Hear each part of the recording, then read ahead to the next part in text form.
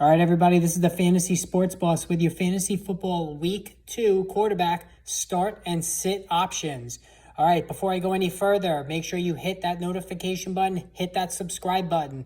All right, do it in reverse order. Hit the subscribe button first, and then you can hit that notification button so you're made aware every time I go live or anytime new videos are added.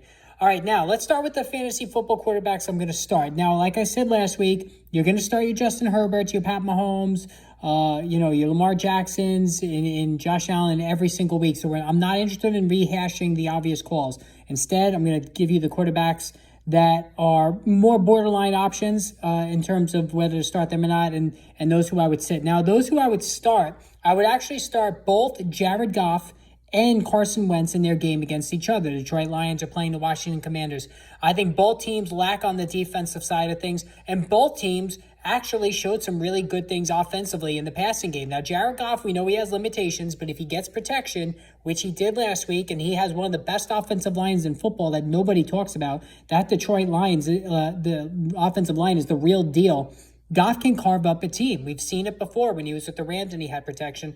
He did it last week, and I think he's going to be able to do it against this Washington Commanders defense that leaves a lot to be desired. Now, as far as Carson Wentz is concerned, all of a sudden, this is a pretty potent passing Washington attack with Jahan Dotson, Terry McLaurin, and Curtis Samuel, not to mention Antonio Gibson coming out of the backfield.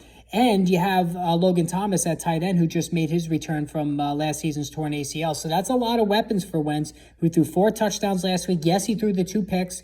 Turnovers are always going to be an issue with Carson Wentz, but I think there's going to be a lot of points in this, and I would start both guys for sure. Now, I also would start Matt Ryan against the Jacksonville Jaguars. I think Matt Ryan, he had a little bit of a rough first half, getting reacclimated to playing after the long offseason and getting acclimated to his first start with the Indianapolis Colts. I think he got better as the game went on, and he's going to be taking on a very forgiving Jacksonville defense. You could also start Trevor Lawrence as well, although I would much prefer Matt Ryan in that position. And finally, Matthew Stafford. I think Stafford has a get-right game against the Atlanta Falcons.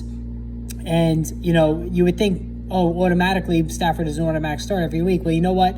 The questions about his elbow and how poorly he played last week against the Buffalo Bills have had a lot of people nervous, maybe jumping off the Stafford bandwagon. I think you got to put him out there against the Falcons. The Falcons just got torched by Jameis Winston, and this is a get-right game for Matthew Stafford. Now, as far as the quarterbacks I'm going to sit Jameis Winston against the Tampa Bay Bucks. Jameis Winston has a back issue. He suffered in week 1, was seen in the blue tent. He was limited in practice today. Don't like that going against the Tampa Bay defensive line. It's absolutely ferocious. That completely dismantled the Dallas Cowboys offense. Even before Dak Prescott got injured, they were constantly creating havoc in the backfield, harassing Prescott. I think the same thing is going to happen to Winston here. And not to mention the fact that Winston is going to be distracted going against his former team, a team that knows his tendencies. And when Winston gets frustrated from a pass rush, he tends to make mistakes and sling it when he shouldn't down the field into coverage, and then he gets picked off. So I'm avoiding Jameis Winston this week, but I do like him long term. Mac Jones is a no-go for me against the Pittsburgh Steelers. This New England offense is horrendous. He's got a back issue.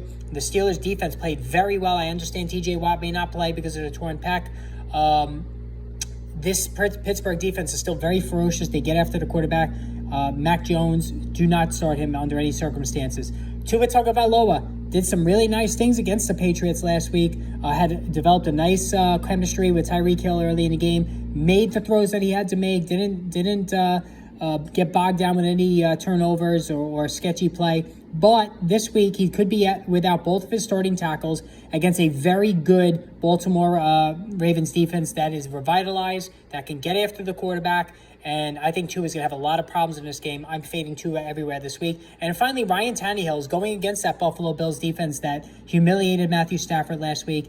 Tannehill had his moments against the Giants last week. He had the 2 touchdowns, but I don't trust this passing offense as a whole. There's just a lack of talent in terms of pass catchers. I am avoiding Tannehill against the Buffalo Bills.